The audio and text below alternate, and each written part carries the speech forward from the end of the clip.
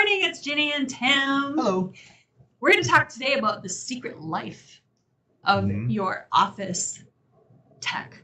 Right. I was going to say hardware, but it's more than that because we're going to talk about subscriptions and all kinds of things, and even in your personal life. So we had a lot to share with you today again. So make sure you drop your comments and questions, and I'd love to hear what your auditing practices look like. So, because that's what we're talking about. Yep. Anyway, at the end, I'll tell you how to get, if you're interested in getting some help with this, there's ways that we can help you. Anyway, for sure.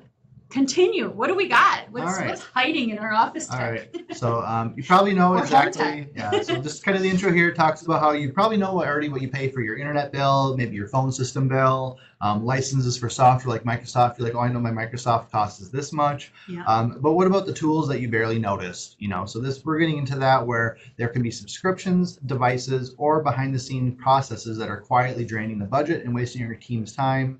And that's what we call the secret life of the office tech. So think of it like the best way analogy, I'll just cut right to it, is like, think of your personal life. You might have, just for watching streaming TV, you might have Netflix, Paramount Plus, Hulu, Disney Plus. Half of them have these combination licenses and all this stuff going on now. There's literally solutions to help you manage your licensing, solutions that are out there, and budgeting it. So when it comes to your business and all your licensing and tech, you should kind of look at it with the same level of scrutiny that maybe you do in your own personal budgeting decisions. So real world leaks, that was a little big of a tongue twister, that we see all the time. So these are hypothetical scenarios. Some of these are ones that we've actually seen from clients or some different examples we can give you as well. So the $10 a month app no one remembers, it starts as a free trial, right? You sign up for something to solve a quick problem, and the project ended or the problem's over, and then the app stayed. And now the credit card keeps charging, and then you multiply that by 3 or 4 tools across multiple departments. It can start to add up to be even completely like hundreds or even thousands of dollars a year, depending on the scale and scope of the nature.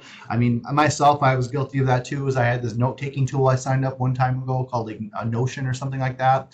It worked great, used it for like 3 months, and I forgot about it. Well, I forgot that I paid for a year at a time. And I did the auto renewal. So even though I was done with it, circle 9 months later, I'm like, what's this $190 bill I have? Oh, oops. So I guess I have it for another year now, and then at least at that point, you remember to cancel. So I'm sure everyone has a similar story. Oh, yeah. I was paying for like a $49 a month. I don't remember what it was, but I was like, I looked at the details of what you get for free and what you're paying for, and I was like, dude, I only need the stuff on the free list. Yeah, why did I even need that one? And we're actually talking about that later, about upcharges and stuff too, advanced features. So exactly, we've all had that scenario, whether it's personal or business. So the idea is go through that with scrutiny into your business. So a common one as well is orphaned license for former employees. So if you have an old account, the user gets disabled, but the licenses don't always follow.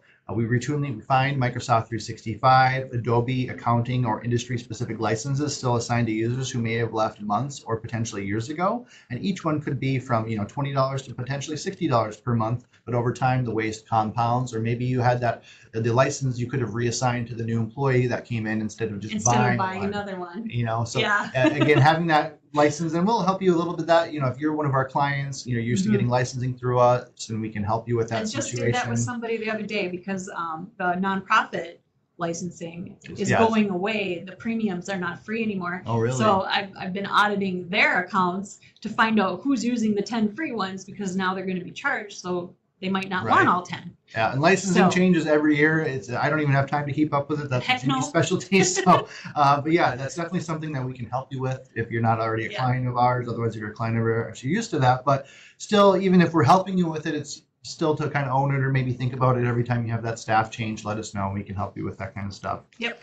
The other one is they call it cloud service overload. So kind of what I talked about earlier about you have all the different subscriptions to watch stuff. Yeah. Well, the same thing for backups. You could have OneDrive, Dropbox, Google Drive, maybe a different solution completely altogether. Amazon backups, exactly. Sometimes you have all at once. Maybe you have your data in multiple because you're thinking it's being redundant, but each department adopts what they feel is easiest at the time. But without a centralized oversight, it could be like, oh, let me grab this, or where was that one file again? I forget which service I stored it in. If you can finally land on, we're going to use this service for our cloud backups or cloud files and have everyone use that uniformly, it will be way better, more seamless, and you'll be more efficient as well. So just keep that in more mind. efficient and less costly. Yeah, and from a security standpoint too, it's not we have to worry about this huge scope of all this stuff. Now we can worry about just this one area and keep that secure, and it's actually That's a more good secure matter as well. So you're not paying for flexibility, you're paying for redundancy and risk. That's what that's saying. We have multiple cloud providers. This is what we were talking. You just hit on this earlier. They call it tier creep, meaning you have this software and there's like 4 different services, right? You have the free, the $4 version, you have the $10 version, the $20 version, and the I'm going to pay $100 a month because it's going to do everything for my life version. And many platforms quietly nudge users to the higher tier, right? You even use software where as you're using the software, you click something, they let you click it, and it's like, this is available, pay us now. And it's like in the software, it can potentially even tell you to upgrade. But again, all these features, if they go unused by the time you upgrade the license or you use the feature for like one project and then you never used it again, but you're still paying for it for the whole year. So sometimes it's worthwhile to review the features, whether it's today only, you can have everything for this price, but next month is not. Yeah, right? next month we're going to charge you, so make sure you cancel immediately. Yeah. So again, a lot of times the features may go unused, but the upgraded licenses remain indefinitely because no one wants the risk of breaking something or reducing the license if That's it worked. true. It's fear of loss too, because it's like I have all these now, I don't want to lose it, even though I'm not using it. Yes, because it's like I could use it again, and if I did need to use it again, right? I like having the ability there. Yep. Don't let your emotions play into what you're spending. Yep. This one's a security kind of one. So forgotten hardware or zombie devices. So an old router in the corner, maybe there's a switch under someone's desk that's splitting the connection still, or the tablet that was purchased for a pilot project and isn't used. These devices still get updates. If you load our security software on them, when we do our monthly, quarterly, yearly updates, we will be reaching out to you, say, hey, that laptop that is in your closet that you haven't turned on in 4 months, we need to have you turn that on now. It's just getting to the point we need to update it because there's a critical. Right. And if you keep doing that, you can keep wasting a lot of time sometimes on just these old orphan devices. If it's in the closet once in a while, it may be worthwhile just getting one new device instead of having 4 old ones that's used as a loaner. It just all depends on the use case and business practice, but any of those old devices, even if you're barely using them, sometimes they can just take up a lot of time hunting them down, or it could be a risk if you have this one device that hasn't been updated in forever and you turn it on, and it didn't get the updates first. You never know. So again, it's good to keep track of all the different hardware, and that's where that having an asset list where you list all the different computers you have in your business and keep track of that can help as well. We talked about that in some other episodes if you're curious. Another one that we still see because the things are still printed. So print waste. Again, someone has an inkjet in their office and they accidentally printed 40 pages of color on it when you have a dedicated giant, Konica color printer that you're supposed to be sending your color prints to that's way cheaper. Yeah, have you ever calculated the cost per page? It can get up there. On an inkjet, it costs a lot, but on a laser, it's like a cent a page. Yeah, it's significantly different. So kind of looking at your internal processes, maybe just seeing the printing that people have. There's some printers that will even automatically order new ink and things like that. And personally, as much as it could be convenient, I personally have always steered away from that because you're kind of, some months you may do a lot, some months you do a little, and then that way you just order it when you need it kind of a thing. So just keep and be cognizant of your inkjets, your toners. People accidentally printing 40-page color documents by accident. Again, no single incident really matters, but over the course of an entire year, it could end up being a couple hundred, even $1,000 by the time you're factoring all the ink and the paper and all that kind of stuff as well. So just keeping in mind of that. And the last one is auto-renewing contracts that no one revisited. This is more the one I talked about with the Notion one, where I used it for 3 months and all of a sudden I forgot it was on a contract to auto-renew. So again, that 3-year agreement auto-renewed last quarter at a higher rate. No one reviewed the usage. No one renegotiated the terms. It just renewed because it always has. So again, all this together, they call it death by 1,000 cuts. Each of these issues seems harmless on its own, but when you compile all of them together, the grand scale of it can be impactful to your business.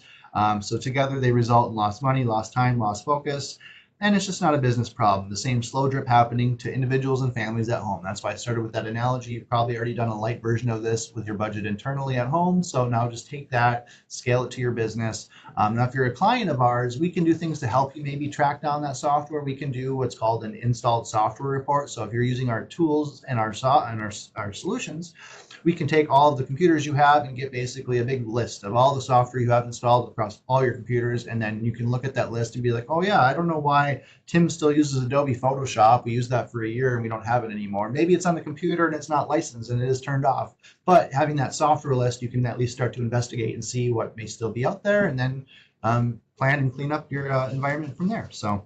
And definitely do it at home too, because Yeah. you know what I do is I audit my credit card statement, and Yeah. you know, at least once a month, and just look at it and see if there's charges on there that I'm like, oh, I forgot about that. Totally forgot about this one. Yep. Exactly. So- So again, here's some quick steps to uncover the hidden costs: is audit all software subscriptions. So review every company credit card and expense report. Look for the recurring charges tied to tools that no one can clearly justify. Review your licensing assignments. Compare your active licenses against active employees. Again, if you potentially could, maybe you only have 20 employees, and for some reason you had 25 licenses because at one point maybe you had 30 and you scaled back. Well, now you can maybe recoup 5 licenses. Yep. In your Microsoft 365 account, you can go in there and see a list of people and what licenses are assigned to them. So if you see Nice. a former employee Right. that's in that list, you'd be like, dude, they don't need a license. They don't even need to be in there. So, Yeah, they're just disabled. Exactly. yeah. Inventory, cloud tools, and storage, same thing, are multiple platforms solving the same problem. Consolidation into one uniform solution can again reduce cost, risk, and then it makes things more seamless for your staff. There's one solution to learn. Check your print usage and supply ordering. Identify unused or legacy devices and work on upgrades or hardware replacements if feasible. And ask your team directly. Sometimes it just helps to get, walk and talk shop, walk around your staff and ask them, if there's a one thing that kind of annoys you about your job that we could do that make your life easier, you make it a weird answer like, yeah, this laptop you gave me is nice, but it doesn't have the 9 pad on the side, and I'm really way faster in the 9, and so maybe having a certain keyboard, as silly as it sounds, could increase productivity. Or they have a mouse that just gets caught on stuff all the time, so a new mouse could improve their productivity by just asking questions. Or maybe there's a process that has extra steps that they don't need to do or whatever. So just sometimes asking. Maybe you're a weirdo like me and want the touchpad so you don't have to move your hands off the Yeah. keyboard. Yeah, and sometimes those little things like that can make a huge impact on someone's day to day if they're doing it every single day, and then Yep. it shows that you're actually going to improve their lives to make and they'll be more productive of an employee at that point too. Or maybe they're a weirdo like me and want a stand-up desk. Yeah. So- Or they like those curved keyboards. Some people Yeah. swear by them, and it's just whenever I get on someone, I'm like, well, I'm going to type like this now. Have you ever heard of a vertical mouse?